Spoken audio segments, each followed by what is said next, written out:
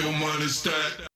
Hey, what's going on guys? Ace here. Welcome back to the channel. Today I wanted to talk about one of the very few things that didn't suck in 2020, and that is new music. You gotta admit, despite all the things that went terribly, astronomically wrong this year, we got a lot of good stuff from artists who were stuck at home and getting creative in wake of the pandemic. So today I wanted to list out my best of 2020 releases, just my top 10 favorite albums, remixes, whatever it is that we got this year. But before we get started, don't forget to subscribe and turn on notifications so you don't miss a video. Number 10 is Higher Ground by Martin Garrix. If you've been watching my videos for a while, you know that I love Martin Garrix. I love his sound, I love his melodies. When he dropped this in May, it was like the pandemic dark ages. We were like 2 months into the quarantine. Nobody knew how the hell they were gonna get through this, how long it was gonna last. I mean, it feels a little bit normal now, but when he dropped it, it was like the happiest thing I had heard in the past 2 months at that point in time. In my opinion, it's an instant Martin Garrix classic, so check it out if you haven't heard it already. Number 9 is KYGO's Golden Hour album. To put it simply, Golden Hour just felt like summer. Tons of good tracks on there. Some of my favorites were Feels Like Forever, Broken Glass, How Would I Know, and of course the Higher Love remix with Whitney Houston. It's a pretty big album. There's like 18 songs on there, but tons of gems, so check that out if you haven't listened to that yet. Number 8, and one of 2 remixes on this list, is the A-TRAK remix of Disclosure's Magnets. As for the original song, I'm indifferent towards it. I mean, I don't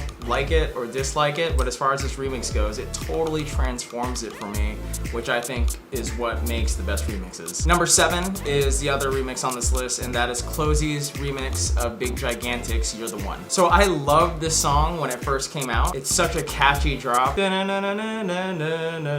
But CLOZEE one-upped it by infusing her world-based sound and just making it sound more epic somehow, which I honestly didn't think was possible. Alright, these next 6 were hard for me to rank. I spent the last 2 days reordering them because I kept listening to them to see which one I liked more, and honestly my favorite ones is just whatever order I listen to them in.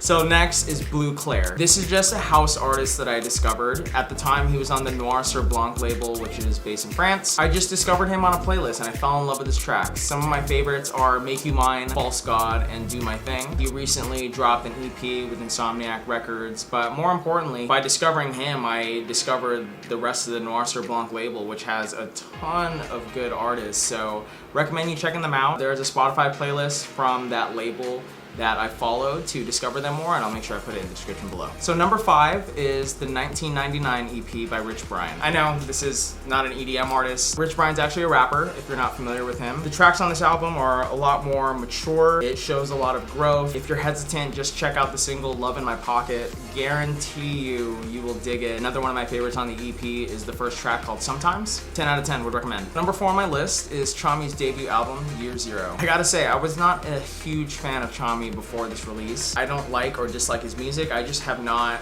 put in the time to listen to him or anything like that. But he dropped this debut, 16 tracks long, collabs with Zoo, Gunna, and a bunch of other artists that I don't know but still could not stop listening to. A few of my favorites are All On Me, the collab with Zoo, Praise, the collab with Gunna, Toxic Love featuring Suburban Plaza, an artist who I've never heard of, and then Buenos Aires. But honestly, if you like house or future house, just check it out. It's a dope album. Number 3 is Arl Grimes' Halloween mix. So every year for almost a decade, Arl Grimes drops a Halloween themed set, and this year, for what I believe is the first time, he dropped an animated video and visuals to go along with that mix, and it is legitimately scary. It's unnerving, uncomfortable visuals of just a higher quality. You just gotta see it. And from a music industry standpoint, artists' revenue streams have been thrown all out of whack this year. No tours, no live shows. While I was watching this, I thought to myself, man, I would actually pay for this. Even if it was like 10 bucks to get access to it, I totally would. It was that good. So I'm curious, as we lean more into the virtual setting and artists have to try to monetize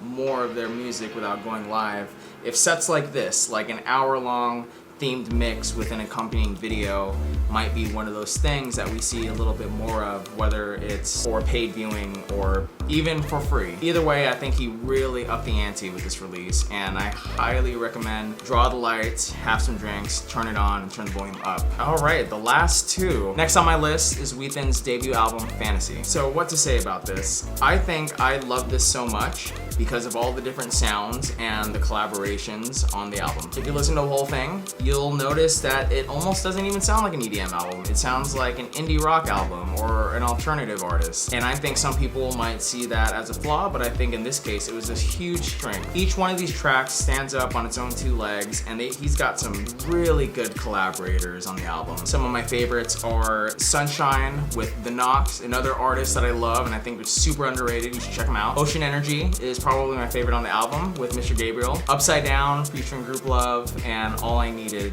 with the Front Bottoms, an artist I've never even heard of them before, but this track for sure is enough for me to check them out. All in all, I thought he had some great collaborations, and I have musical interests beyond EDM, so to listen to this artist and get all these different sounds on the one album, I thought it was just like so good. Finally, my favorite thing that's been released this year is GRYFFIN's Live at the Shrine concert movie. So when I was making this list, this was an easy decision to be on top. I'm a huge GRYFFIN fan. I love the album. It's one of my favorite albums of all time. As for the set itself, it is like banger after banger. And as far as rewatching live sets go, nothing makes me feel like I missed out the most than this set. I was rewatching it recently with my friend, and she was like, hey, don't you remember I actually invited you to this because I had an extra ticket, and I asked if you wanted to go, and I thought back to it, I was like, damn, you did ask me. I had an event